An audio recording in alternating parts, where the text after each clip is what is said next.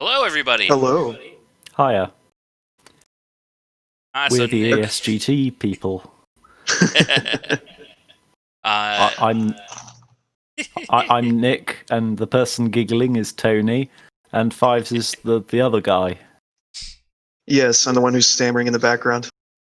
Nick, one thing that I may have forgot to mention to you is we do have the Discord overlay set up so people can see who's talking and when. Oh, that's neat. Okay. Yeah, for the stream. Yeah, so it'll nice and easy for the viewers at home. Or at Yep. work, they're sneaking it. Okay, you can start that replay whenever you want.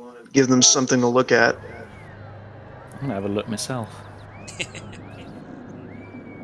So, we have an agenda of things to discuss, and a few of these things we need some feedback from the community to have a good idea of what we're going to do. So, the first one says here next season will be GT4. So, this previous season was GT3, and we're going to move to GT4, and we already have a good selection of balanced vehicles for the GT4 class. And we're going to reduce the length of the season from 9 to 6. What I noticed is that the season was starting to drag along even for me, and some of the even more consistent drivers were getting very eager for the season to end. So if we have it at 6 rounds, it should be okay. And Any thoughts on that? And to clarify, can you tell us a little bit more about the format of the season? We had 3 phases in the GT3 season, where it was random in the first 3 rounds, and then it was sort of spread as evenly as we could, but still kind of random through the second phase, and then the final 3 rounds were based on division. Would you like to basically explain to the viewers, what the changes will be there? And when we're talking about things like race length, we need to know, roughly what's being kept the same and what's changing in the, and how many cars there will be to pick from and that kind of thing. Yeah, for sure. Okay, so before what we did was we had 5 random lobbies, and then for the first 3 races, and then for the next 3 races we did 5 random lobbies again, except they were, assigned based on points so that the lobbies were somewhat equal in Yeah. terms of difficulty. And then the last 3 rounds we had 2 divisions and 3 lobbies. So what we're going to do this season, now we've had plenty of time with the community, and most of the people who are going to sign up are people that we're going to go with divisions from the start. And we're only going to have 3 lobbies because it's easier for us as the administrators to review penalties and see about penalty serving and a bunch of other things. Even for video making, it would be a lot easier for us to have 3 lobbies, and they would be divisional and they would be fluid, which means that if you have a driver who doesn't make a race for Division 1 and you do well in Division 2, you could find yourself in Division 1 for the next race. So, And we're looking, therefore, at 42 drivers for the roster. yes. We might, and this is something that Nick pointed out, we might have casual races from time to time and even little special events for people who weren't able to sign up for the season to be able to race. And obviously, we're going to keep the system of replacements for people who drop out or get disqualified. So, In fact, this might be a good opportunity actually to and I'm sorry if I'm overstepping myself here. If people have suggestions for alternative series, because now obviously we have far more members than we'd have participants for the GT4 series. If people have suggestions for things that can go on either in parallel or on alternate Sundays, because the Cup series tends to sort of undulate in terms of popularity, but maybe people have suggestions on how to salvage that, or if they can think of something else as an alternative. Does that sound fair? let me go ahead and ask one not answer a question that was brought up in the chat about how often it would be. So we did the GT3 series every other Sunday. We're still going to do that every other Sunday. And then how long the races are going to be, they're still going to be 35 to 45 minutes in length for the GT4 series. And then VES, we can talk about how long that's going to be later. But yeah, it's going to be 35 to 45 minutes. And I didn't put this on the agenda, but I do want to discuss the settings. It was brought up that the fuel, both the fuel and tire wear, were too high for some of the drivers. And it was causing some of the cars to have a huge advantage, like the Ferrari has really good fuel consumption. So I can't really having speak the for fuel huge high, like, advantages, but there were some races where I thought it was a little bit unfair on some of the fuel guzzling monsters. I mean, this the Spa race a little bit too much. I thought. I thought the original idea with the ESGT, which when we were doing a sort of pre-season and sort of experimenting, I quite liked the idea that there'd be a lot of variety, that each new race would have its own particular challenges, and that sort of over the whole course of the championship it would more or less sort of even out in terms of where the advantages are. I kind of liked that idea. I can understand it's a huge... So some of the races would be fuel, some of the races would be tire wear, and the races would be, sort of balanced. I tried to do that this season, but towards the end I started to make it more balanced, and then I couldn't remember exactly which ones I did fuel and which ones I did tire. So I think the last race I ended up making it a fuel race, and I'm not sure if that was a wise decision for Sarth. Well, I can't. Yeah. I think that certainly it's for GT4 that's going to create some new challenges, because these cars are ones that we're not really all that familiar with. Not nearly as much as the GT3 cars. Right. And the Group 4 cars each have their own challenges, and I tried to pick for a selection, and you'll see the selection when you go to sign. Very balanced selection where they all perform somewhat similarly. I didn't pick any, for instance, I can go ahead and spoil this. I didn't pick any FF cars. Oh, Audi fans will be a little bit saddened to hear that, I suspect. But, oh well. Right, so are we done with regards to that, or should we go on to the next thing on the agenda, which will be the time at which races take place? Can you hear me? I can hear you fine. Yep. Okay, good.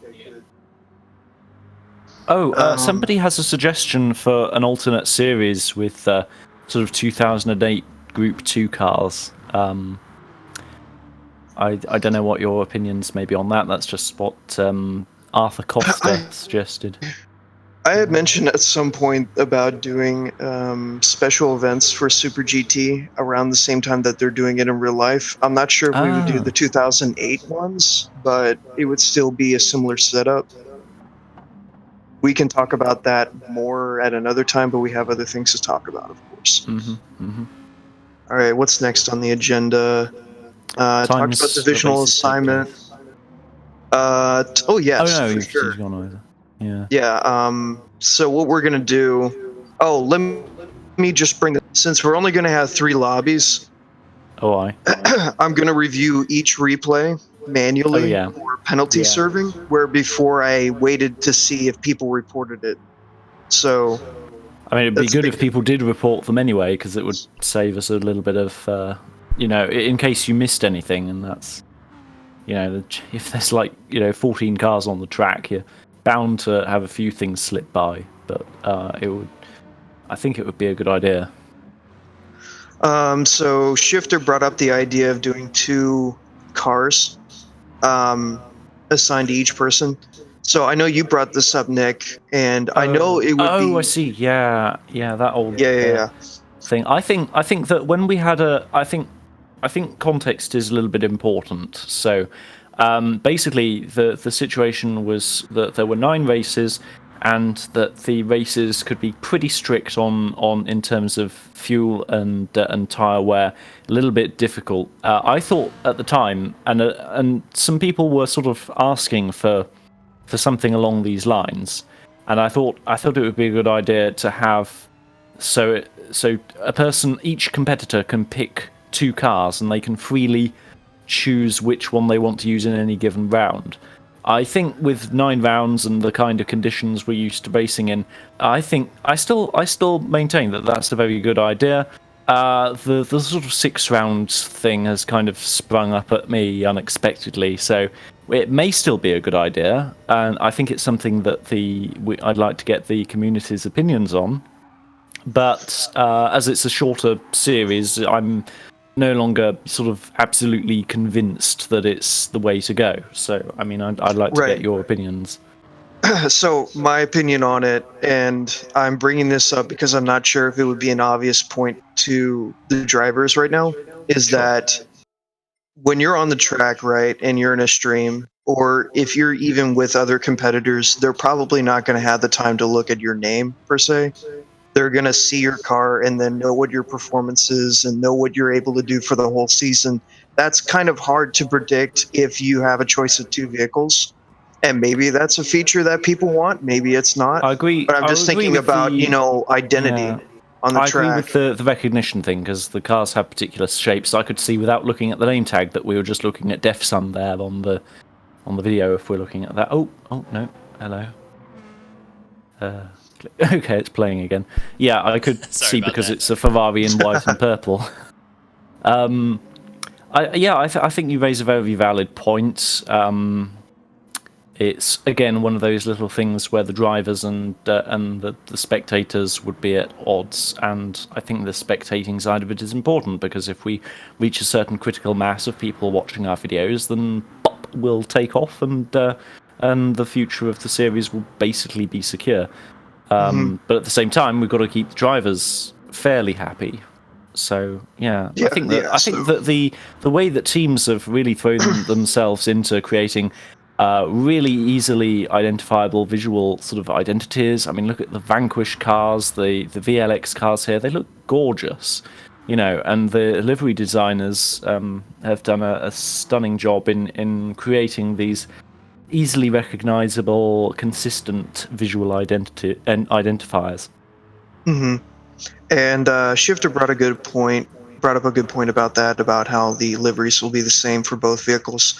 But my thing is, like, if you're a competitor and you know that your rival is in the NSX, right, then you're going to know that, the next track I might have an advantage, or the next track they might have an advantage, but that's going to be less obvious. I think you just described why it's going to make things more interesting for competitors having a choice of 2 cars, because it could be taken both ways. Like, it could be seen as a good thing and it could be seen as a bad thing. It's really up to what I don't want to community have, would think. What I don't want to have, the thing that I wanted to avoid with this was for somebody to see what's up next for the following round and think that they don't have a hope because their car just isn't really capable for that course. I mean, I don't think there's all that much of that, because cars that you wouldn't necessarily think would do very well at Sarth performed very well there. I'm thinking of the Mazda Atenza. Although it's worth noting that the slipstream effect has a mitigating factor on the long straights, and you kind of underestimate how much of the curvy, bendy, twisty stuff there is on that circuit. Yeah, well, that's up to us as the planners to come up with a good, balanced group of tracks, and to have the settings reasonable so that each car has a chance. So... Okay, what's the next subject? Oh, yeah, so we're trying to cooperate with the schedule that PD has created. Before we go on with that, actually, regarding the sort of 2-car choice thing, what kind of time frame do we want to come up with a definitive choice on that? Because it's very important. How much are we going to be, considering the community views versus the sort of our... sort of, what sort of technocratic / democratic approach are we going to have to that decision? Because it's obviously quite a big, hugely impactful one. Okay, my position on that is probably going to be Tony. So the last video that we did, Tony, I noticed that we couldn't look at the live chat as it was before. Is that a setting that you can put? Was that Like when you watch the video over again, I couldn't see the live chat, but some videos I can see that, like on other channels. Yeah, I'll certainly have to look into that. I think you're Because I want to right. look at this live chat after we're done with this, and then A couple read of each people comment. are suggesting tuning as a way of keeping things more balanced or providing a bit more. I'm only going to veto that because I know that there's going to be like maybe Oh we could yeah, get yeah. 10 people in. But hear me out. I think Go that ahead. we can combine that idea with the need for us to have other events going on in addition to the main GT4 series. I think if we had a tuning enabled series running on at the same time, I think there's enough people who are keen enough on that it would go well. So are you saying that the GT4 series would be tuning, or that there would be an additional tuning series? Another series. If we had another series running along, much as the Cup series had been sort of filling a certain niche, for people who weren't in the main series. I think if there were one with tuning, then that might go down quite well. But yes, it is a sort of a numbers game, isn't it? I mean, It is. Chewy says that tuning makes things more unbalanced. Yeah, I didn't necessarily mean balance between in terms of like balance of performance. I mean in terms of a car being adaptable. Not everyone. People are going to. Oh yeah, he goes on to say that not everyone can tune a car. Yeah, that's perfectly true.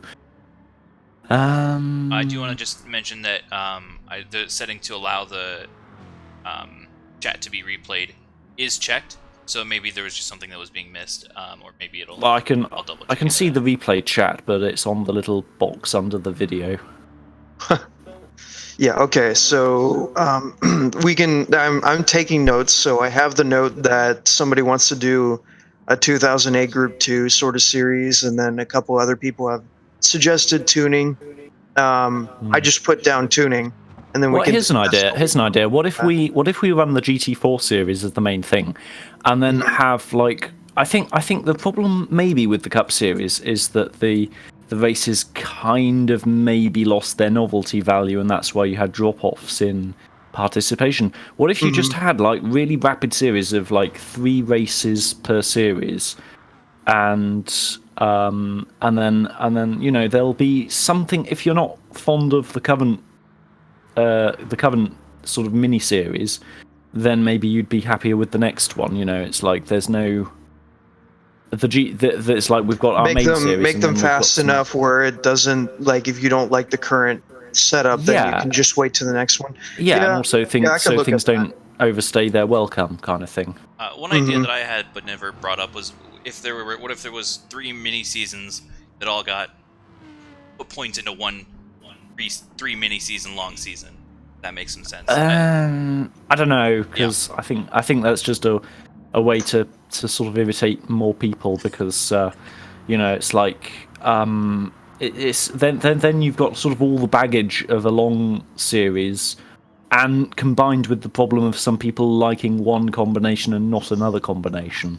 If you see what I mean, that way people have to commit to a sort of lucky dip situation where they might not like what they pick, what they're dipping in for, but at some time, I don't know. I wonder what people in the chat think. Inherently less balance in a multi-car series. There'll always be stronger, weaker cars. Ultimate competitive racing is one make, fixed settings, driver makes difference. Yeah, well, we did have a one make series with the Cup series, and we're looking at ways to make that more attractive to the drivers, because we did have a lot of dropouts. Like the last season, we had to end it early because there were only 6 drivers left. I'm not even sure that people who are watching this even know that the Cup Series was a thing. So that's something that we have to look at. Okay. Okay, so... Okay, so let's go ahead and move on to the whole time thing. Yeah. Yeah, so we're trying to juggle TD's current schedule, which I'm not happy about, and I voiced my opinion about that on Twitter, but we're trying to work around that. So the question is, how would we take the current situation that we're in and make it more convenient for people? And my idea was to make it 2 hours earlier for races on Sundays. So instead of in my time zone, it would be 4 normally, but we're thinking about doing it at 2. So my question is if that's okay with everyone in the European region, because I'm not sure how the schedule works for FIA there.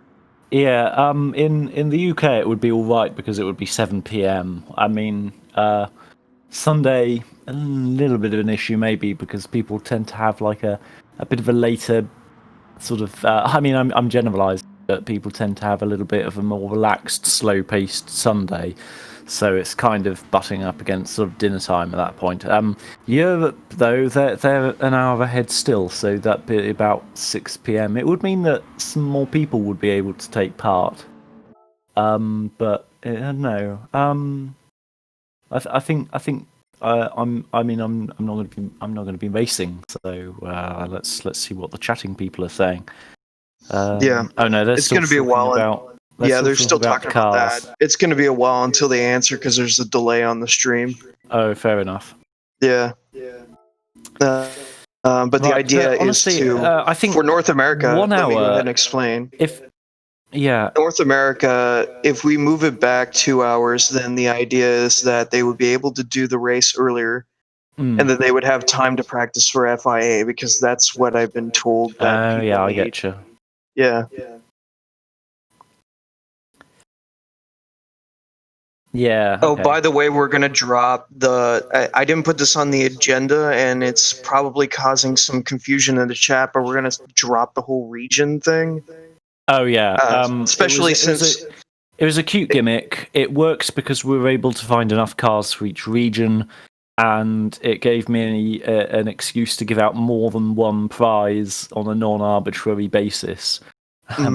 But it was a little bit of a sort of gimmicky thing, but which, if it comes into conflict with anything else, then it sort of has to be dropped because it's not really that valuable. But if you happen to have that luxury, then it's quite neat.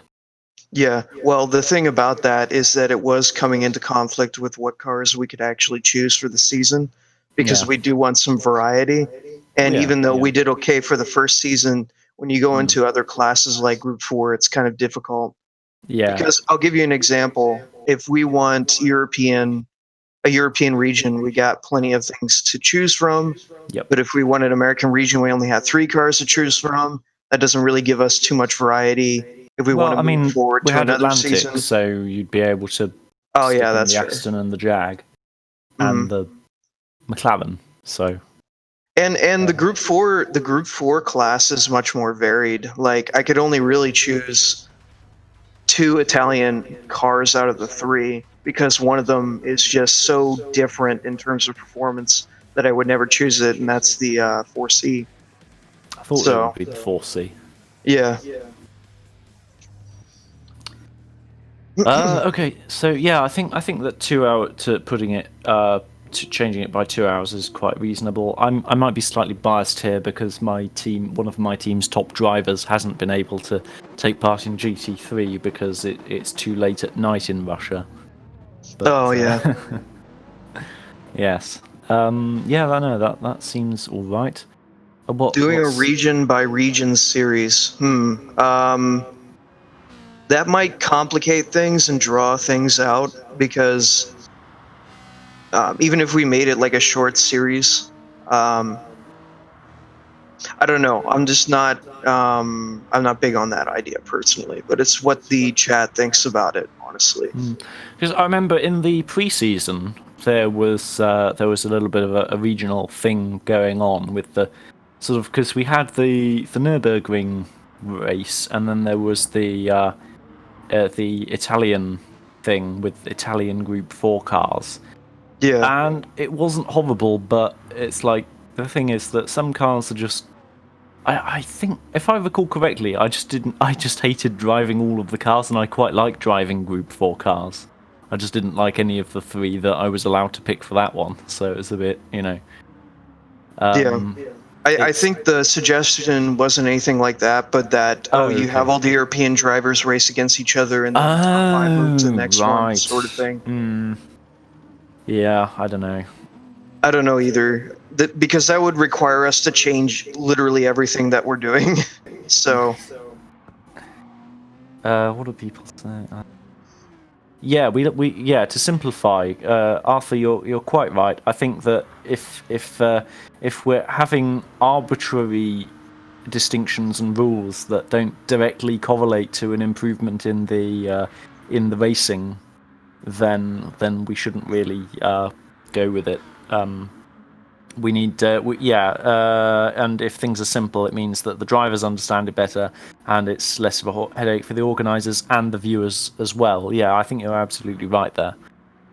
right. I'm looking through the chat, and I see that Chewy and Felix dropped by. If they're still there, can you give me some more insight about how FIA in Europe works? Because I don't want to have the 2-hour earlier thing get in the way of FIA, because it might limit our participation.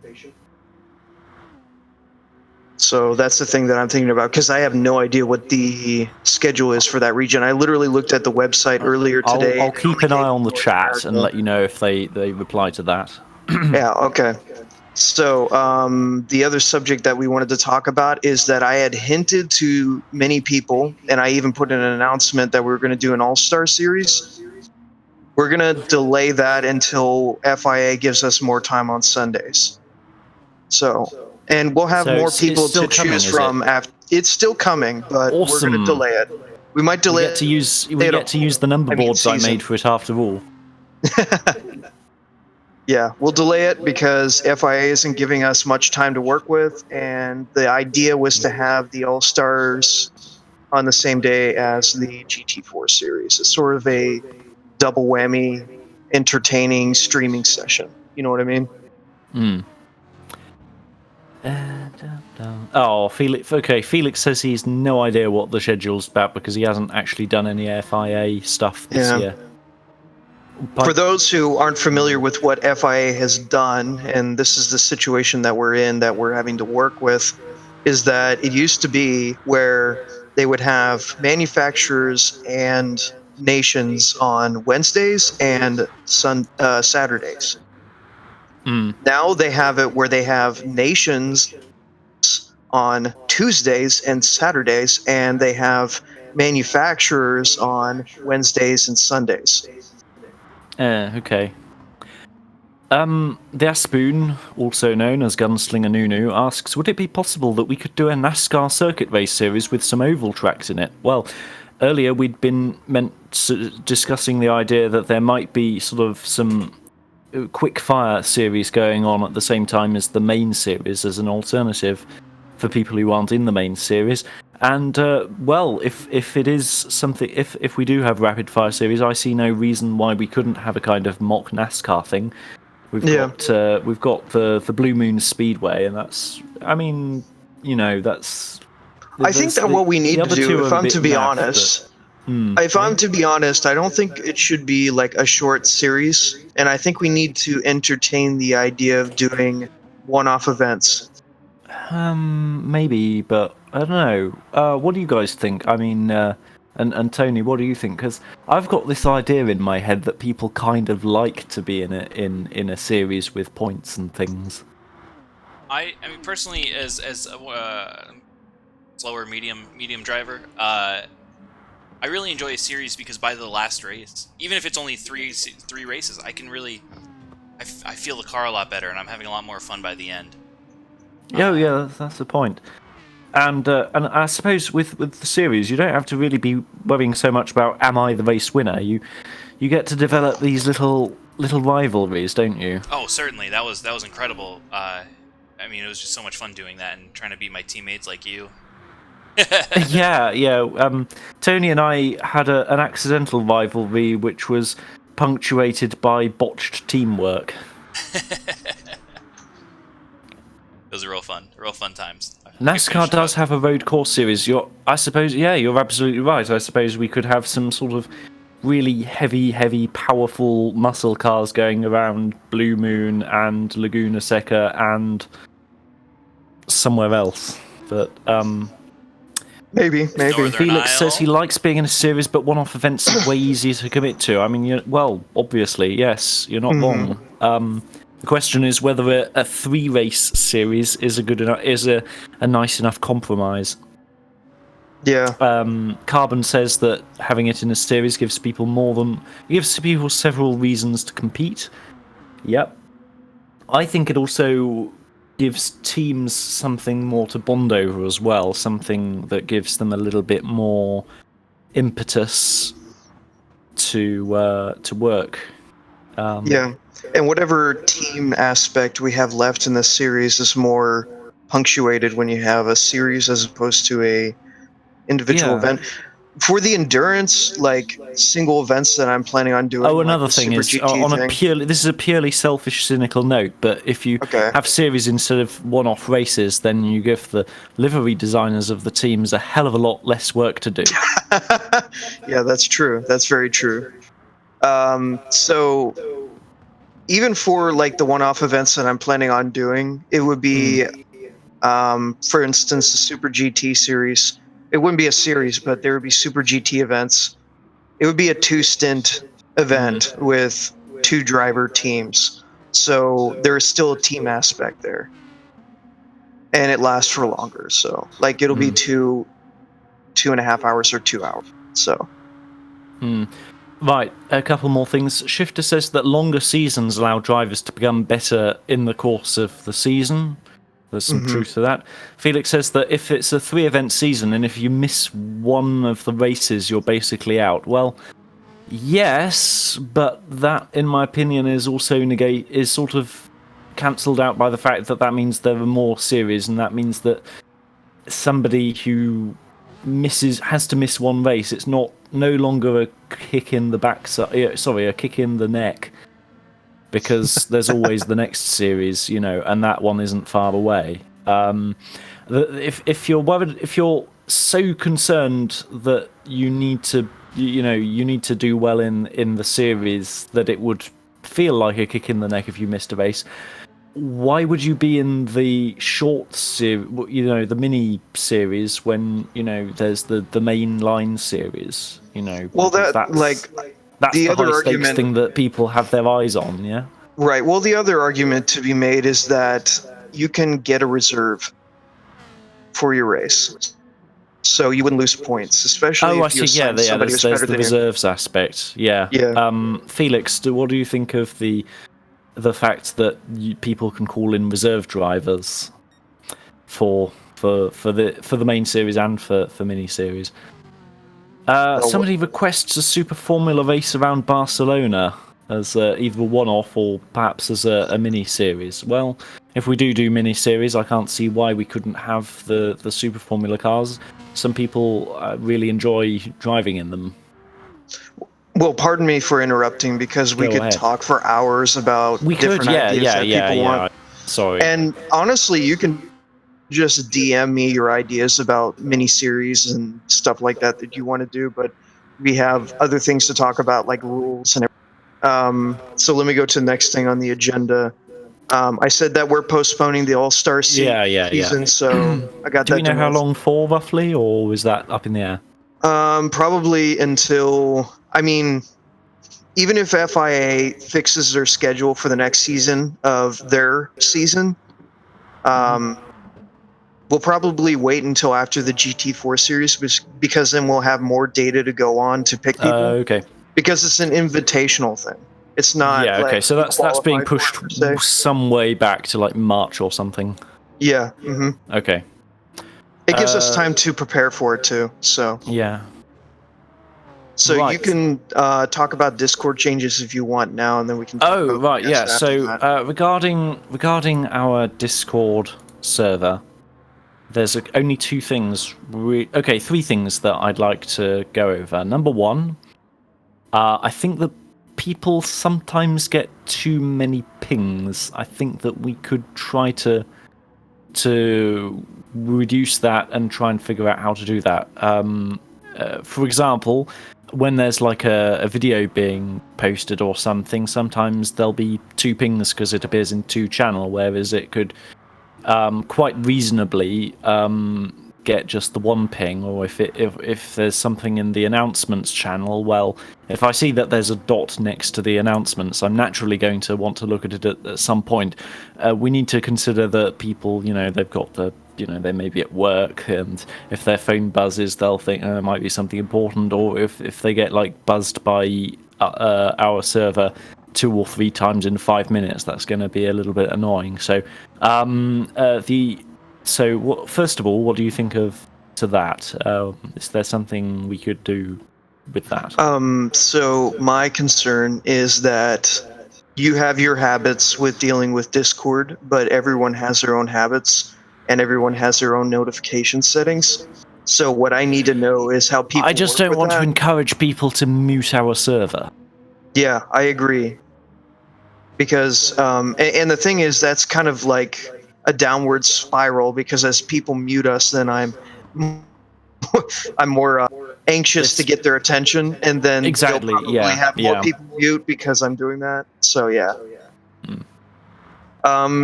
Yeah, I like the idea about you saying that we should just post in the announcement channel and not ping people with it, and then yeah, I can go with that. But the videos, like, I would still post them in the live streams and the announcements, but I probably wouldn't ping everyone except for the one that's in the live streams channel, maybe. And then for role pings, like for GT3 driver and stuff like that, I'll probably just give one ping at the start of the event, and then if people respond or not, that's up to them. And then that should be enough, honestly, unless there's a major update. Somebody says, Nunu says that he mutes all servers he goes into because if he doesn't, his phone dies. Okay, so there's a feature on Discord where you can do the notification settings and just have role pings only, like at only, the at symbol. Yeah, I know. Mm-hmm. Well, so a lot of people don't. Then those tend a lot of people to here are be very new to Discord, so they're going to get notifications for literally every message, and that's not very. that's got to be really annoying. But yeah, your you don't need to do that. Your suggestions to Five's inbox. The second thing is, I think we need to be careful of not having like a huge number of channels, because there's a bit of a creep in that regard. I think we could easily merge the info regulations and the standings channels without really losing much. Yeah, I agree. Like I could pin the standings sheet, and that should take care of that. And then I could move over the incident report form to the info channel as well. The third thing was that I think we need to get a little bit more mindshare in the GT Sport community as a whole. So I would I think I suggested this before, but I think it would be really nice, in addition to reducing the total number of channels, if we had some kind of channel where people can post their sort of social media stuff, like if they make like Reddit posts about videos they've made about races of ESGT and that kind of thing. That would be good, because obviously we can't just sort of make a lot of Reddit posts ourselves because of the rules on self-promotion.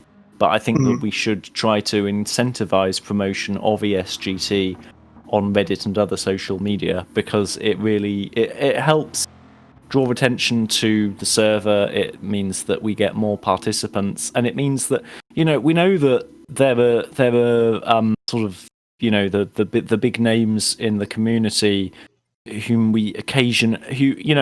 sometimes we see our drivers in their videos.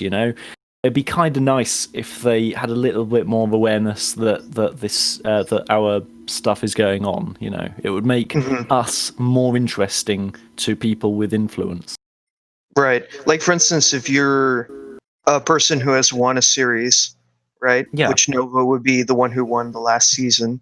Yes. It'd be nice if you advertise that on your channel or whatever you're doing, saying, "Hi, I'm the champion of this series," and then people will say, "Well, what is that?" What is this series of which thou speakest? Yes. And it brings interest. So yeah, I'm going to talk to Tokyo about this for sure, about doing some more stuff on Reddit, and then I am going to be talking to Gearza because he's my team's guy on Instagram. I am going to look into Instagram for sure, because I know there's like 3 times more activity on Instagram for GT sports stuff. Yeah, I think that just basically simplifying the channels that we have and having a channel that basically gives people a little bit of a soapbox for their social media posts would help make that more popular. And that's all I have to say about the Discord thing. That we could reduce the number of pings, we can reduce the number of channels, and that we should use a channel to incentivize promotion of ESGT outside. Yeah, completely agreed. Okay, so VES, we had a race yesterday. If you were at that race, if you have any feedback on that, please let us know.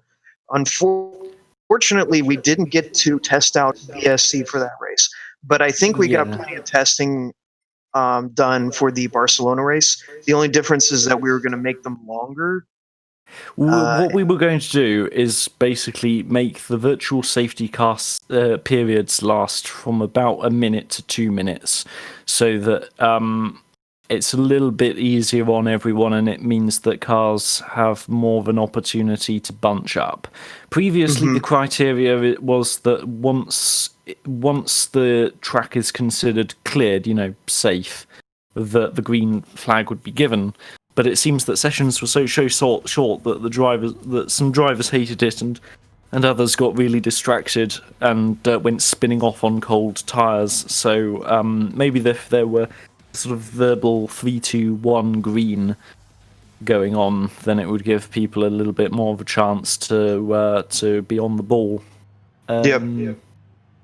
So I guess we're going ahead with the VES series. And in terms of virtual safety car and how that new idea works, just sort of hope for the best. I mean, people have been waiting a long time for the VAS thing to get going proper. Right. And if there are any things that desperately need changed, we can, which we've never done this before, but we could theoretically change the rule book mid-season and, make adjustments if needed, because it is something new for us. Yeah, I suppose so. There's going to be a few kinks still to iron out for that series. The time of VES races, is that working as in the time that they start? Yeah. So for those who don't know, it's on Saturdays at 1 p.m. Eastern Time, 6 p.m. GMT. And I didn't really have any issues with people signing up. In fact, a larger amount of people signed up for this race than they did before, and I think that's because Arthur Costa raises a good point. That to justify the VSC, it needs heavy damage. What damage setting were we running in test 2? Light, like we did for the first. I thought what we wanted to do in this one was test the longer safety car periods and heavy damage. Because the idea is that they kind of... Yeah, that would incentivize us to use VSC more than we did, obviously, the last time. The problem is that was a very, 50-50 thing with people who both created the series and the people who wanted to race in it. So we do need some feedback on that for sure. Would people Yeah, be okay. In the comfortable with chat, heavy? what do you think about damage settings for endurance races? Mm-hmm. And we'll read it when Arthur it comes in. Costa also says that if they were qualifying with both classes separated, then that might be a little bit less confusing. I agree, but that would be hard to do. It would be hard to do. Can we make qualifying a little bit longer in order to compensate, or? What we could do is we could make qualifying for each class shorter and then make qualifying overall longer. Like we could have 15 minutes for the first class and then 15 minutes for the second class. I get that. I think that the longer a race is, the less important qualifying is. I think that's fairly axiomatic. Mm-hmm. But it would be safer. I think that's the argument that's being made, and it would be easier to set lap times if you were only working with your own class. Yeah, I think so. I get that. Yeah. And if it's true, like you said, says that he's in a series not run by us, obviously, that has heavy damage and virtual safety car, and says that it's rather intense but promotes clean racing. I like both of those things, intense and clean. Mm-hmm. Yeah. Again, the heavy damage is what our... I mean, I hate to put it this way because it sounds weird, but it's what our customers want out of it. Yeah. So we do need feedback on that. But like I said, also Tony, I was going to say maybe you can help me out here, but how awkward is it roughly for a commentator on in terms of willing suspension of disbelief for you to have to tell people that rather than going to the pits, a driver with a damaged car is just waiting for the car to heal itself? I mean, the way I've been doing the last two of those races was without the overlay. So the only way I would know that they were damaged is because they were going slowly into the pits. So that 30 seconds. You might want to turn the overlay on, just because in an endurance race you've got like a lot of information to keep track of. Like, yeah, and that's certainly an option. I wish we could just put. There's a lot of things I would. But yeah, I don't necessarily disagree. I think having it down there is definitely fun to watch, see how their inputs are going, but especially to see the damage. But yeah, that 30 seconds. I don't know. I think most of our watchers, most of our viewers understand the game and understand that it is a game. Yes. So it's sort of. But it is like I feel like it's something that the audience is being asked to swallow that they didn't think that they ought to have to swallow, and makes them wonder what else is going on that they maybe ought to know about, you know? I think the argument is about immersion. Yeah. So, X11 brought up a good point. It was what I was going to say before, where we don't have to really increase the length of qualifying. We can have 10 minutes for each class, because what we could do is we could introduce the idea of shorter qualifying, especially if it's a longer race. It doesn't take up more time than we need to have, and it also, like you said, it's less important. While we're on the subject of qualifying time and scheduling and all that, something that kept coming up every so often is that, you know, things don't run perfectly, and there's going to be delays and little technical problems and people needing to reset the lobby. All I'm suggesting is, could we have like work in about 10 minutes of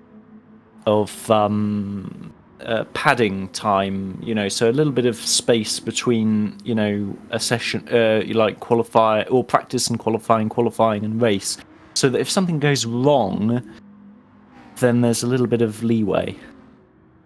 I could give you 5 minutes. Because I'm thinking about, like, for instance, the FIA schedule. Like, we don't have much time, but I could give you 5 minutes, and I would give 5 minutes by request. I wouldn't give it by default. So, I see. If everything's going fine, then we just go ahead. Right, I see. So, in other words, it's like what we'd ask drivers is, don't go into this race unless you're okay to still be here at X PM. But if all goes well, it'll be X PM minus 10 minutes sort of thing. Yeah, I can see that. Okay. Right. Rules. Rules. Here's the big one. Yes. So we're going to be discussing the rules of the series, and um, we thought that the rules were going to be okay, but there were a couple concerns that were brought up about a few of them. So this is your chance to bring forward ideas about how to potentially fix them, or if you like the way that they are currently. So the first Yes. one to talk about is the slipstreaming rule about qualifying. Currently, if I- you're not allowed to quote unquote dawdle around the track to. No. I'll quote verbatim if you like. Okay, go ahead. During qualifying, competitors may not loiter or dawdle on the course in order to follow a car into a new timed lap. The purpose of this rule is because there have been some races I've been in where I've been driving the car with the higher straight line speed, and I've known people in other cars to basically hang around like vultures, waiting for me to come around so that they can grab my slipstream for the sort of long straight of the course.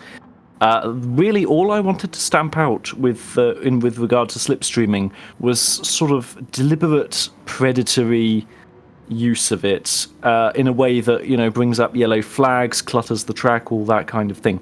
I've never had an animus against slipstreaming in qualifying.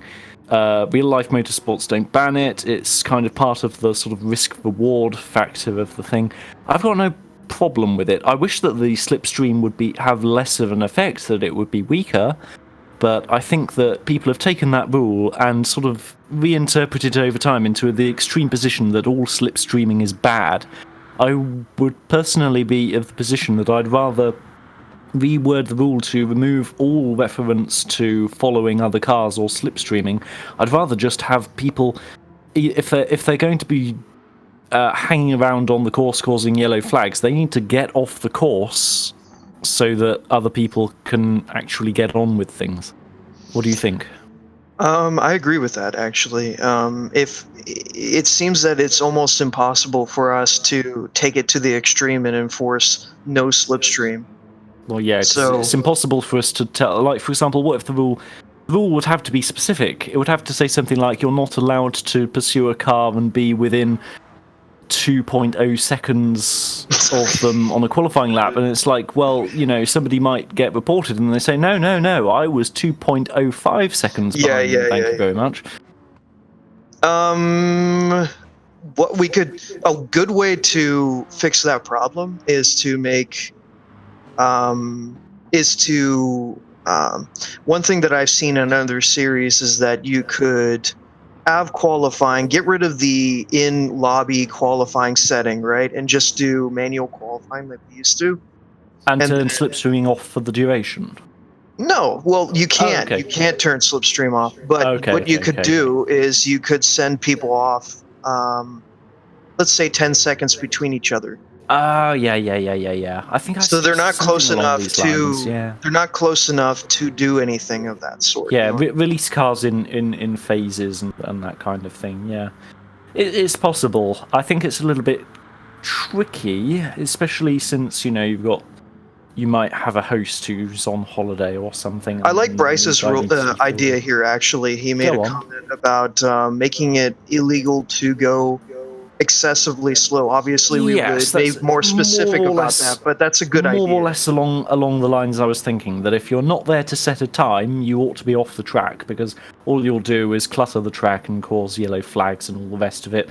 I can't speak for anybody else really, but whenever I've been observing or taking part in a qualifying session and there have been yellow flags going up because people have decided they've had their lap and they're just going to be doing donuts, I find it kind of infuriating.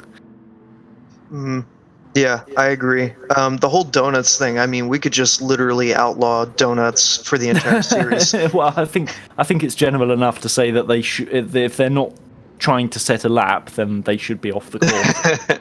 Yeah. Okay. Yeah, we'll look at that. I think that's a better direction to go on that one for sure. Super.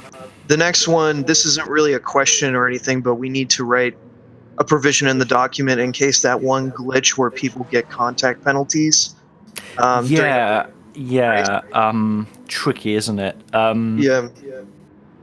At least in replays, we can see when people got penalties and things. So I think it's reasonable to say that people shouldn't be obliged to pay off contact penalties. But although I would qualify my position by saying that if somebody hit somebody else, it was clearly their fault, and they got a contact penalty. If they pay off their contact penalty right away in terms of the red number that appears, should we still penalise them, or how should that affect our decisions, or Okay, so my policy is that if they get a shortcut penalty, we know what to do with that one, where you serve it at the next Not available talking about straight, that. yada yada yada. If you get a contact penalty, my policy that I sort of came up with on the spot was that we're the only ones who have the right, so to speak, in ESGT to decide what a penalty is for contacts.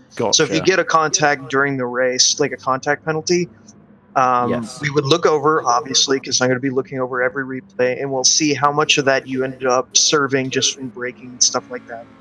And then at the end of the race, if it adds the time back, you don't have to serve it. But if it adds the time, like 9 seconds to your time, we add that time back. Mm-hmm.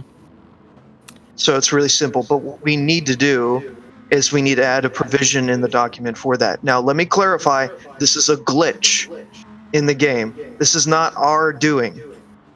Yeah. We have contact penalties off, and we set up our lobbies to have contact penalties off. There is a glitch in the game in the current update and the previous update, I'm pretty sure, where sometimes the lobby will get confused and give people contact penalties anyways.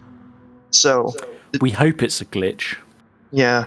Well, we hope it's a glitch that they fix. That would be great. Yeah.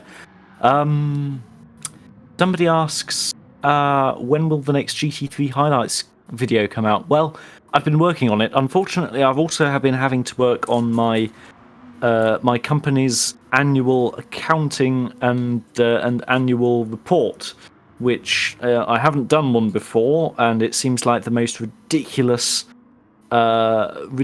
thing I've ever been asked to do. Certainly the most ridiculous thing I've been asked to do on pain of fines. But as soon as I've got that out of the way, I'll be immediately prioritising getting the highlights video done. Right. So I think it's absurd, though. I mean, it's like apparently I'm supposed to have some idea of how much carbon dioxide I've been burping for the last year. yeah. So on along those lines, we have a lot of people who are working on this series, right? And Yes. I recently got a job, which doesn't take up too much time in terms of what I do for this series. But that means that I have some extra money to spend, which means that people who are working on projects, like Nick works on videos from time to time. He might do it next season, he might not. We'll see. We have a potential graphics designer who's going to be working on this series potentially full time, stuff like that. I'll be compensating them now for their work. So they'll have a little bit more resources to work with, and we're going to, keep track of what time they have so that we can get things out earlier and in higher quality.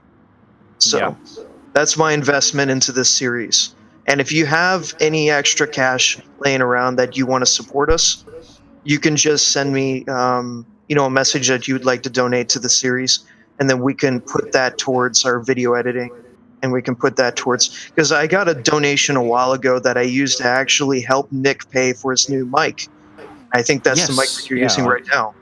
Yeah, it's been that's certainly been very helpful, and it's something that I can use for other things other than the series as well. Like if I'll probably need to record a few more lines, a little bit more voice stuff for Formula XD Turbo Edition, which is on its way as a sort of expansion thing that I'm trying to make before, I don't know, sometime in March. Let me just check something. Hang on. So here's a question: for those who received the Formula XD prize, would they be Yeah, getting this mid-March. expansion? I'm hoping to get the thing done by mid-March, because that's the last point at which I can publish Mac OS builds with certification. Monetization of videos is kind of tough on YouTube. Yeah. We would need to have a consistent schedule, which we hope to have, and then we would have to have enough views and videos in our collection already for YouTube to recognize us as potential, advertisement for their companies and stuff like that. Yeah. It's complicated. It's not just like, oh, Yeah. we flip a switch and we get money. It doesn't Yeah. work that way, unfortunately. Yeah. You sort of have to do most of the getting big work before you can get that. Okay, so next rule to talk about, potential rule, is a dropped round. This has been brought up a couple of times, and I'm not sure how relevant it would be now that we're going to do a 6-race thing. The idea is that we would have a dropped round so that if people have a really terrible experience in one round, or they get disconnected, or if they have a reserve who didn't do so well, or just a variety of factors. And sometimes that would help with the balance of performance with the vehicles, because there might be a round where they're in a slow car and it's a I'll straight tell line you track. something. I don't think that a dropped round would have worked so well in season 1, because of the sort of multi-phase divisional thing we had set up. Yeah. But I think that if we're doing it sort of with divisions from the get-go, then it makes a lot more sense than it did then. Let me read through the chat, because there's been a lot of discussion that I haven't seen. Chatter. Somebody just suggests a GoFundMe for ESGT. Somebody suggests stop go penalties. My dear fellow Nunu, I was the person who introduced stop go penalties to NGT, which worked as long as there was a marshal, as Binary Theory points out. You'd have to have a marshal watching everything during the race in order to issue stop go penalties. I think the way we do things now, where we can have the race, we can have the host also being a participant in the race, and then judge incidents after the fact and give straightforward penalties, on balance is a bit better.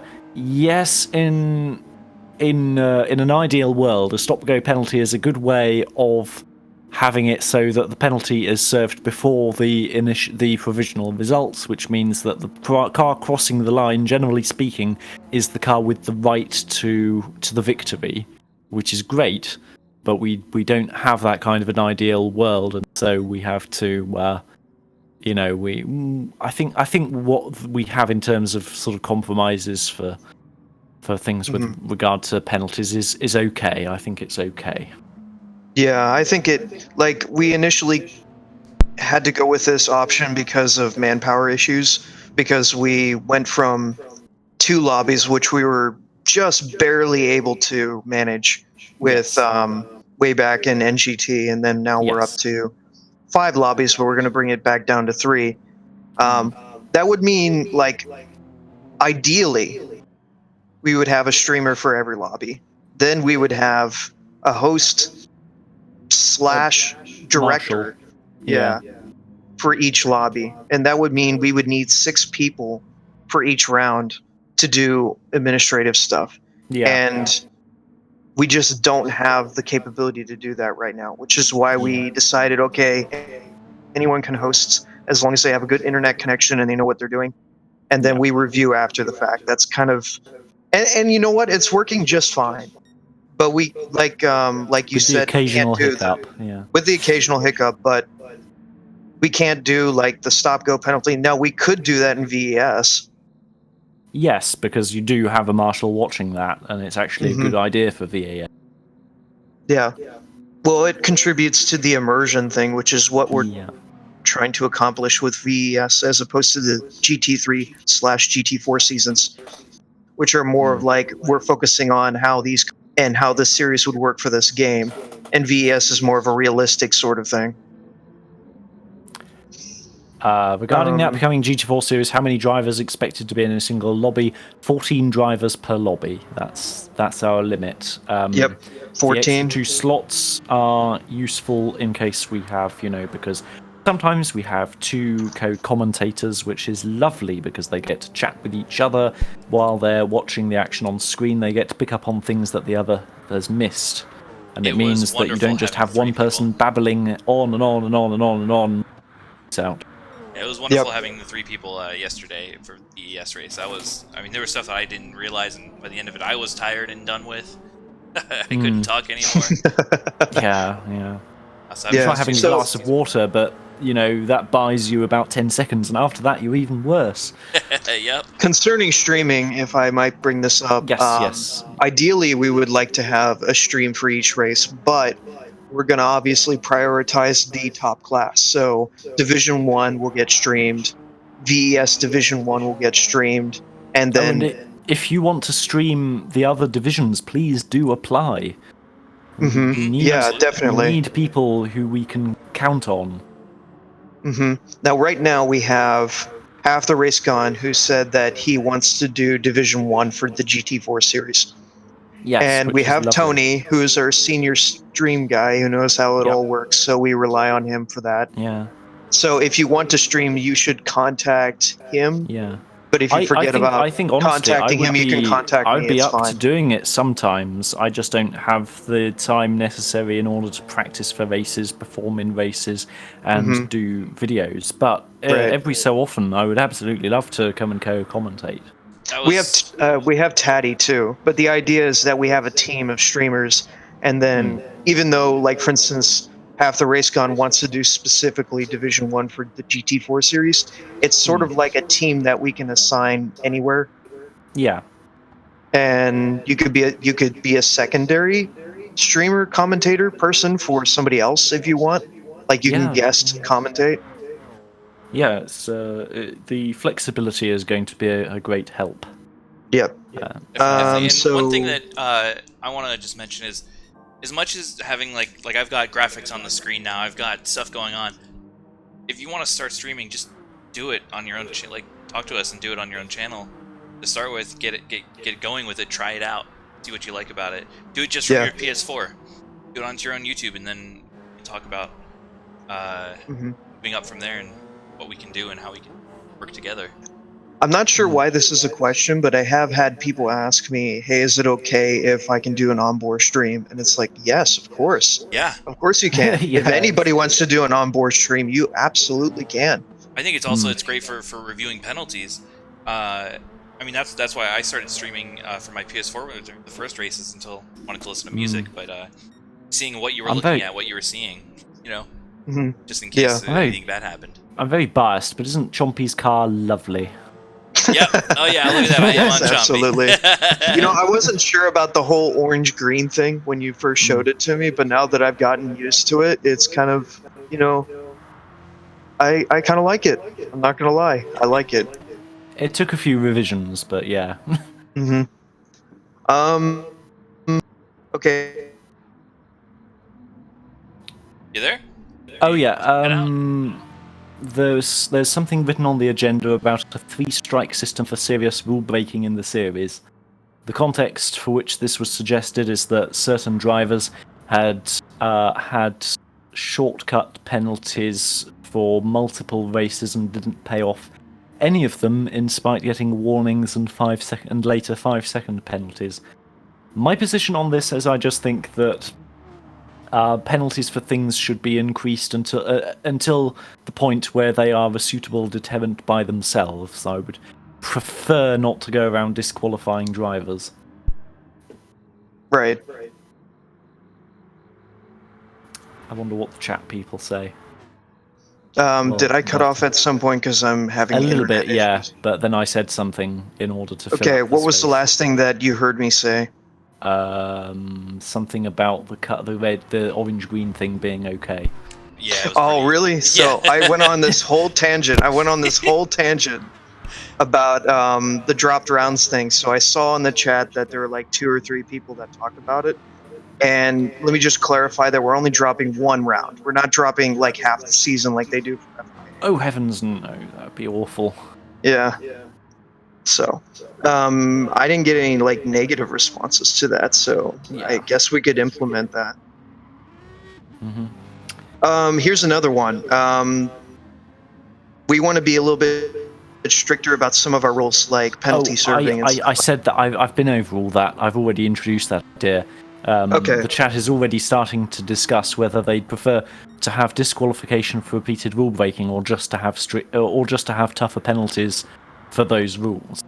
Ooh, okay. I'm more of the fan of having the same penalties that we have currently, because if you break a rule by accident once, it's less of a problem. You know what I mean? For you and your performance. But for Yeah. somebody who breaks it repeatedly, it gets worse over time, sort of thing is what I'm going with. Like if you break the same rule twice in a row, you have to step out a round, and then if you break it another time after that, like clearly Yeah, you don't belong I'm in not this really series. that much of a. I mean, if it were something more serious, if it were shoving other people, I'd say yeah, kick them out for a round. But not serving a shortcut penalty on time, potentially leading to disqualification, that does not sit well with me. I'd rather it just went up to a 10-second penalty and then stayed there at the Okay. maximum, because I just don't see why it would be worth disqualifying somebody. If they were shoving other people, that's actively ruining other people's experience. If they're actively trying to shove other people off the track, then I usually just disqualify them from races for like 4 months. That's what I did with Rodrigo, and that's what I did with the Racing Pleb. So, like, I don't have any patience for that sort of thing. If you're like taking your rage out on the track, then you don't belong. That's how I feel about it. How many rounds were missed by the average person in the last GT3 season? It's a good question. I think some people missed an average of 1 round, but I personally didn't miss a single one. Some people basically just sort of turned up and missed the maximum that they were allowed, and some people just didn't turn up and race at all after the first round. So yeah, I think that on average of those, let's take a look here. I can actually look at the statistics. You've of got the those data. I'm just going to go on a hunch and say that the average was not higher than 1 round dropped per driver. I would say that the average is, for those people who stayed for the entire season. Yeah. I'm not counting people who got disqualified, because somewhere around 2 rounds. Nobody actually, as far as I can see, there was one person who missed 2 rounds. Actually, there were like 2 or 3 people who missed 2 rounds, but it was either they missed 1 round or they missed 3 rounds. And then of the people who missed the rounds, it was very rare for them to actually bring in a reserve, which is very sad to see. Yeah, what about, does this include people who should have been able to call in reserves, people in mid to large teams? Yes. Interesting. I'm not sure if they were aware that they could do that. That's the thing. Like, we try to make it as obvious as we can, but there's only so much we can do. I saw was people dropping out kind of at the last moment and asking, "Is there a reserve driver here?" As though the chat was just full of potential reserve drivers just waiting for something to pounce on.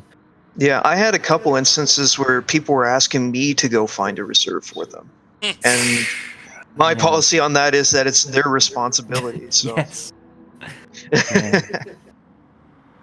Arthur Costa says goodbye. Goodbye, Arthur. Thanks for all the input. It was very helpful. Yeah, thanks for stopping by. Yeah, that was the last thing that we were going to talk about, was the 3-strike rule that I had thought about doing, but you have the idea that maybe we should just increase the amount. Yeah, I don't think that there should be bigger, harsher penalties for shortcut penalties than 10 seconds. I think if they're punting other people off, being aggressive, etc., then there should be that possibility. But I really just don't.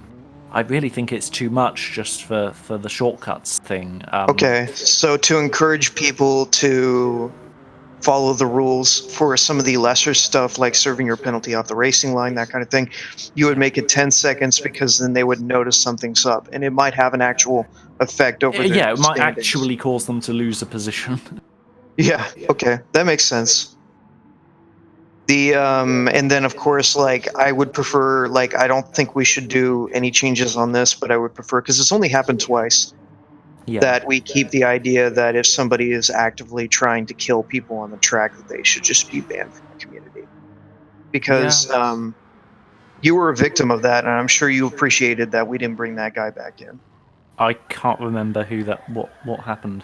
It was at South Inner Loop. Oh my word! Yeah, that was egregious. The binary theories reserve driver, and I'm sorry to bring it up. Binary theory. There was no way you could have known that was going to. But, I think if it's obvious that if drivers are just being absolute tits, then yeah, bye. Shifter. Okay, so let's look at this. Number one, Tokyo said that 10 seconds per each offense in the race. So for shortcut penalties, if you're not serving your shortcut penalties properly, you get 10 seconds for the race, no matter how many times you break it, in my opinion, because it doesn't have that much of an effect over how fast you're going. So you're not going to gain too much of an advantage over it. So it's our job to motivate you to MRT follow the Racing, rules, you're not perfectly right. The half-censored username is correct. Yes, that is his name. Anyways, I'm sorry guys, I just crashed my PS4. The stream's gonna not be anything interesting for a little bit. Oh, rip. Okay. Yeah, but they can still hear us, yep, right? they can still hear you just fine. Yep. Okay, good. Totally separate. Volunteers to review races. Since we're going to be looking at the races, all three of them, instead of looking at the incident reports alone, then I think we'll be able to cover it just fine. What's this?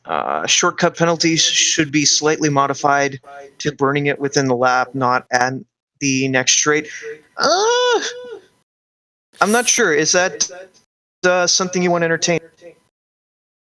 Because I know it was brought up a couple times about having penalty burning zones, but I feel like that's another thing that drivers have to remember. Okay, the only thing that I think is a worry is that sometimes it's not clear what is and isn't a straight or long enough to reason. Like, you know that tiny little straight in Circuit de la Sarthe? Mm-hmm. The one that's about 5-10 car lengths long. I don't really. I think I have burned off a penalty there, but I think it's reasonable if they go for the next long straight, because that's actually, decently long, and you can get out of other people's way than that one. I think that it would be nice if the marshals, if you or whoever could, ahead of each race, have, or for each circuit, have a helpful diagram saying what is considered a straight. It's sort of like halfway between penalty burn zones and all straights. It's just like, for the purposes of penalties, these are considered straights. I think that would be very helpful. Right. Yeah, I think that would be too, and I could make that, and I could be a little bit more liberal about it, because in my judgments on that, anything that was considered a how do I put this? Considered a full acceleration part of the track was considered a straight, at least according to my definition. Full acceleration. Yeah, and that's where it gets tricky. So to be more consistent, I'll probably point out where the quote-unquote straights are on the track for each round, and then that's where we decide where you serve your penalty. But I'm not going to make like dedicated penalty serving zones. So it's not going to be like, oh, there's only 2 places on the track where you can serve the penalty. I'm just going to say these are the straights. Yeah. Nunu asks, should we have teams championship at the same time that we have a drivers championship? Well, it's a good question, but here's the reasoning not to do it. There are already established teams in the community, and they want to represent the teams when they're racing, and that means that different teams have different numbers of people. if you were to try to solve that by having the sort of average given for sort of average points between drivers for the teams' points, this incentivizes a little bit of the nastier side of team dynamics, where you have less well-performing members of the team made to feel like they're dragging things down. I've never really liked that idea. But I mean, And the other way to mitigate for the that was to GT3 have a highlights, limited amount of people. To sign yeah. up I mean, what I've been and we doing can't do that.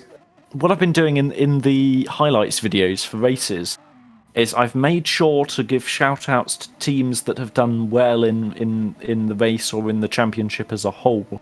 You know, as a little bit of a kudos thing. I don't see how to make it work in terms of championship points, but, you know, if anyone has any suggestions. Yeah, and I think the other thing that I'm thinking about is I really like the dynamic that we have currently where people are motivated to create something to be affiliated to. Because we basically have Kinetic, your team, and a couple ERS, Eclipse, that were created just because they were given a motivation to do so through ESGT.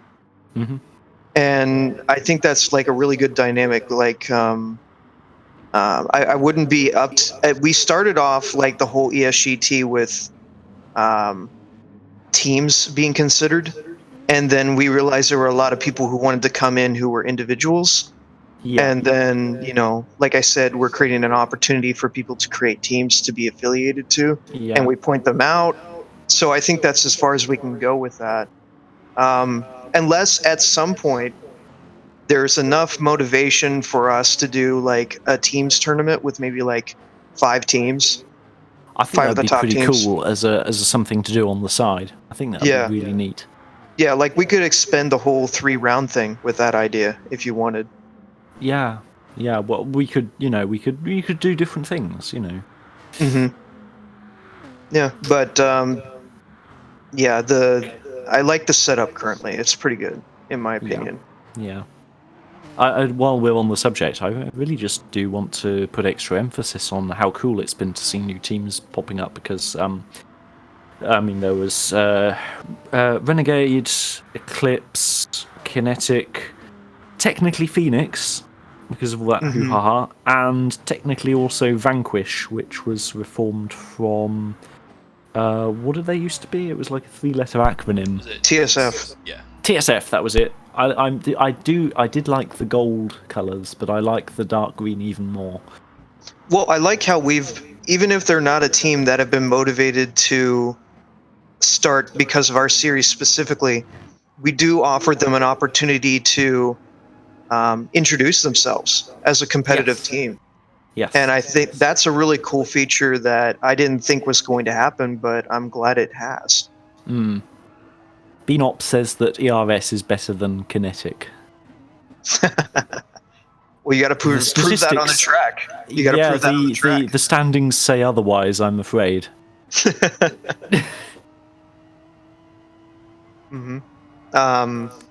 Yeah, I'm very proud of the teams that have been created as a result of our community, like ERS and Renegade and Kinetic.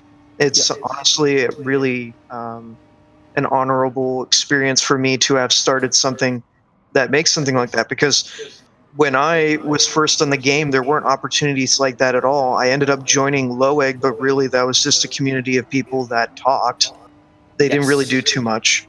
Well, they did up until the moment you joined. Yeah, but there wasn't. The point that I'm trying to make is there wasn't a place for you guys to have a reason to exist. You know what I mean? Yes, and that's sort of going back to Nunu's original question. That's kind of why NGT did what it did with teams, because most people that we were in contact with didn't really, either they didn't have a team or they were part of some kind of bizarre mishmash of community and also team, like CNF, you know. So what's cool about, I was going to bring this up earlier, but what's really cool about the affiliation thing, I didn't say team on the registration form. I said affiliation. And the reason why I say that is because if you decide that you want to Yes. team up with another person and, make matching liveries and have some fun with it, you can. There's no required definition for us to call you, oh, you're officially affiliated with something. Because that's what Yeah. happened with Dad's Daily. Yeah. With Yes. Yes, now a wholly owned subsidiary of Renegade Incorporated. We got bought Yeah. out, but it was worth it.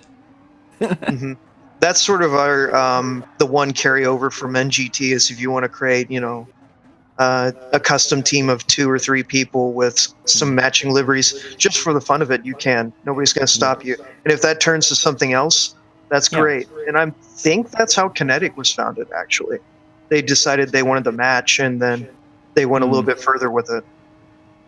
Yeah. Yeah, I think it would be really nice to do a sort of teams versus teams thing running in parallel to the GT4 thing. Not necessarily a very long series, but just something where all the teams kind of want to send out their best 2 drivers or something, and have like a series of either a series of races where everyone's in on it, or like a set of sort of duels, tournament style. I think it would be pretty cool. Yeah, that could be cool. And any of the ideas that you bring up in terms of, what we would do as an alternative series on the side, we would aim to get that done if it's a good idea for the year rather than doing it immediately, sort of thing. So you can look forward to that being done over the span of the year. Like I have some ideas about what I want to do for the year. Like I have, and if people know what's going on in advance, then Yeah. they're able to make decisions more easily. Right, exactly. So the provisional schedule for the year, and this might change, like it might shift a week or something like that. But the provisional schedule is that we would have a GT4 series that we're going to start soon, and then a GT3 series, then another GT4 series and a GT3 series, and that would be spread out over the year. Yeah. And then we would have a VES season at the beginning of the year and a VES season at the end of the year. There's plenty of space in between those two. And then we would have a couple special events or maybe some special series, short series stuff. Regardless, here's the thing. Regardless of the schedule, of the actual dates involved, how much time span will there be between registration opening for the GT4 season and race 1? A week.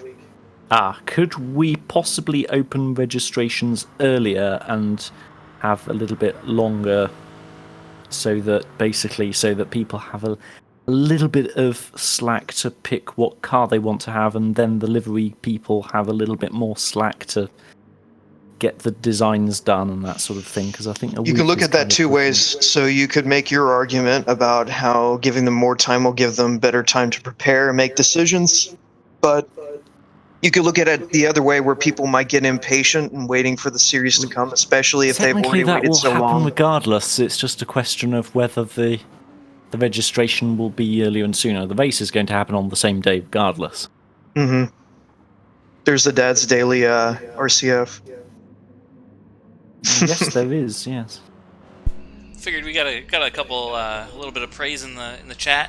We're gonna show off the original version before Renegade took over. Oh yeah. Before the acquisition, yes. Longer registrations, yes, please. Okay, so we got a positive on making them longer. So we make it. Let's say we start registration. We obviously tomorrow, because even though we have everything prepared, you need some more time. So yeah. Let's say we started registration on the 20th. Then the first race would be on the 2nd next month. Let me just check. 20th. Yeah, I suppose. Yeah, that works. Yeah. Okay. Is that a direct question? A direct question to the community channel right now that people are talking in? Is that something that would work for you guys, or are there major concerns about that length, that period of time that we're extending it? And also VES, should we also make registration periods for VES as long as well? I think so. Benop asks, if more than 42 people want to be in the Group 4 series, how will we pick who gets in? Historically, that's been first come, first serve, but I think that we thought that it might be a better idea if we prioritise people with good track records of attendance, and then newcomers, and then people with not so good track records for attendance. We talked about that for NGT, yeah. Yeah. So, since Benop asked, is that what we'll be doing here? Well, we could. If we give it 2 weeks, then we could just look at it at the end of the second week and say, okay, we got, I don't know, 60 people who signed up. What are we gonna do? What if we had registrations close after 1 week, and then we say who gets in, and then that way they'll actually have time to prepare.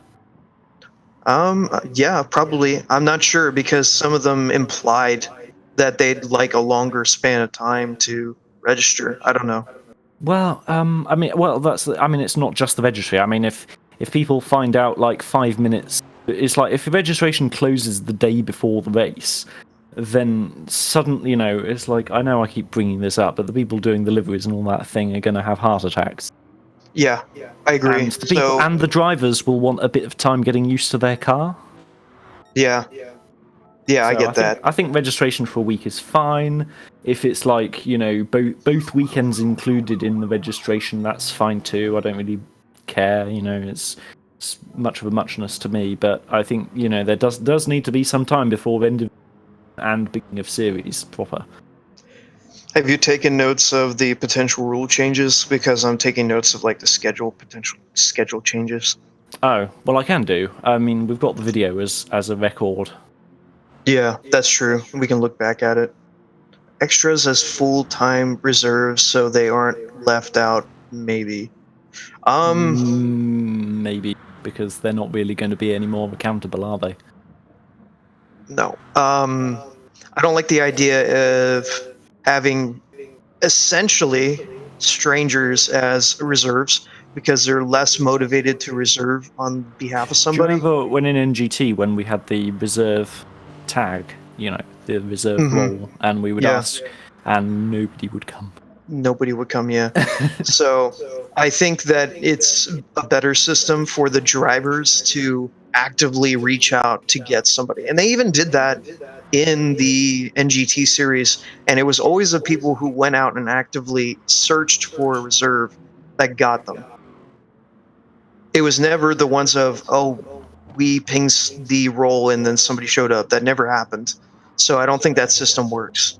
So. 42 is a hard limit, yes, 3 times 14. Yeah, we don't want to go above 3 because I don't think that we can operate at a larger number of lobbies than that, especially with our limited resources.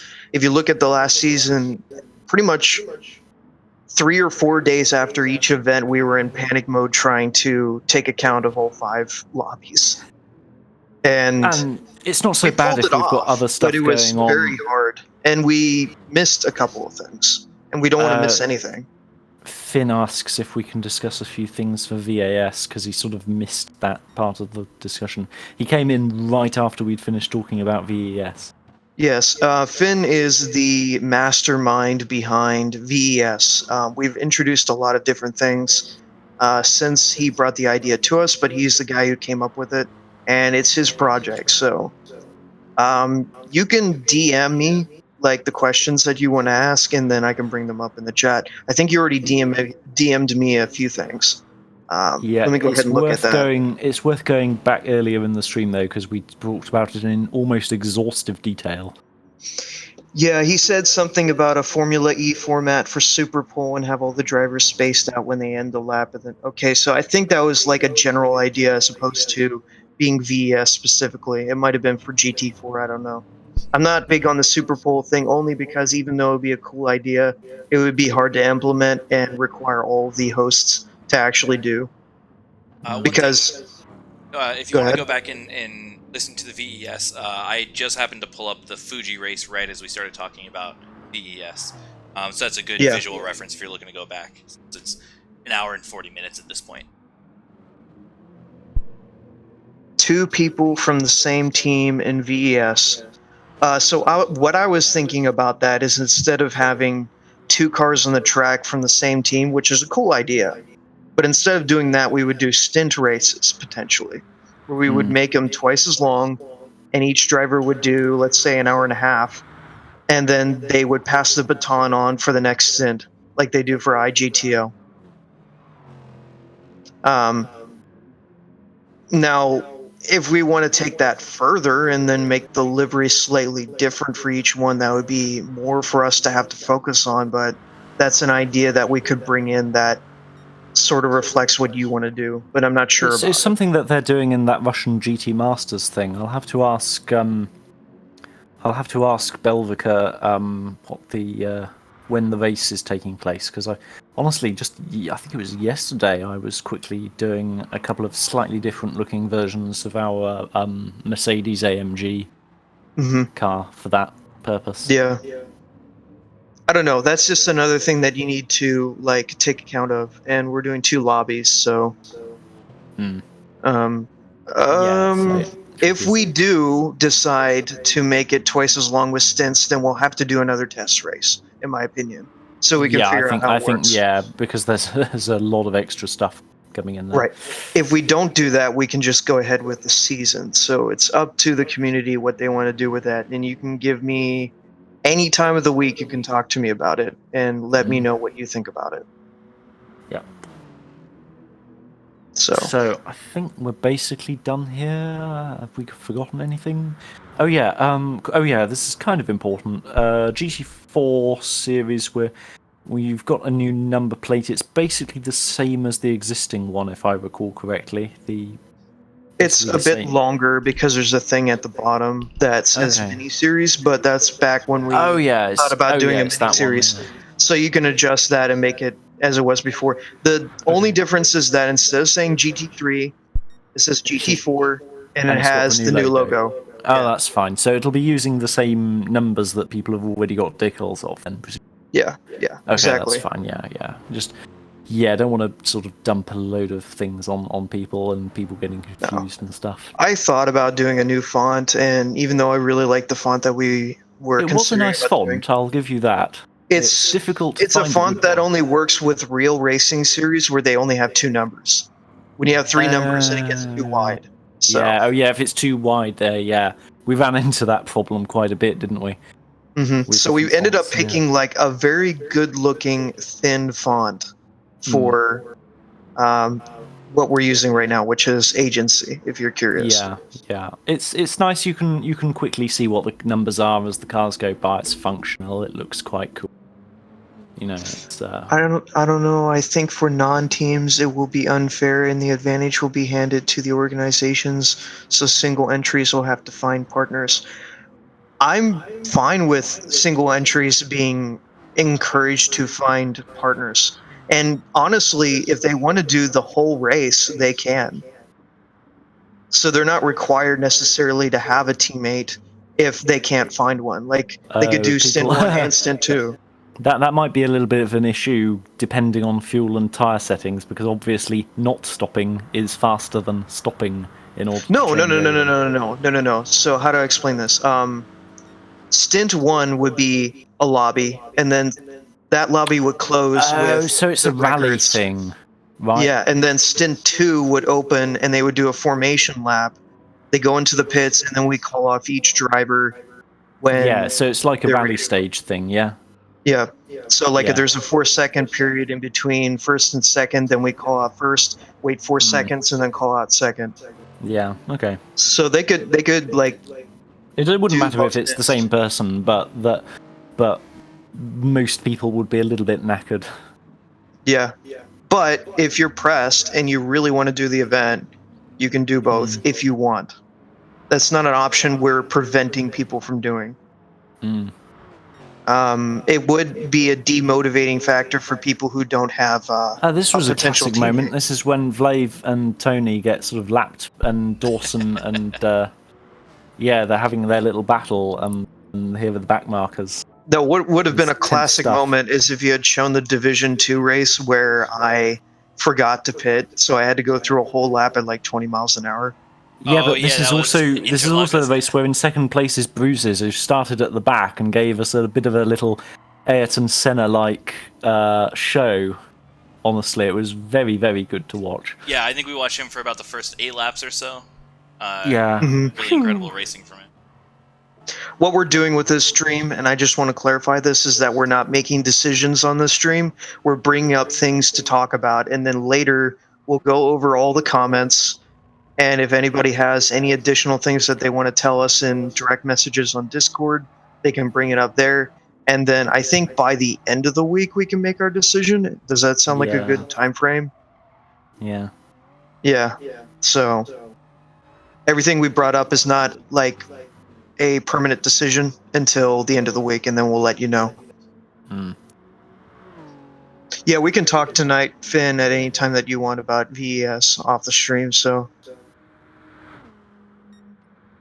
okay, I think we brought up everything that we were going to bring up. And like I said, if you have anything else that you want to bring up, you can contact us on Discord.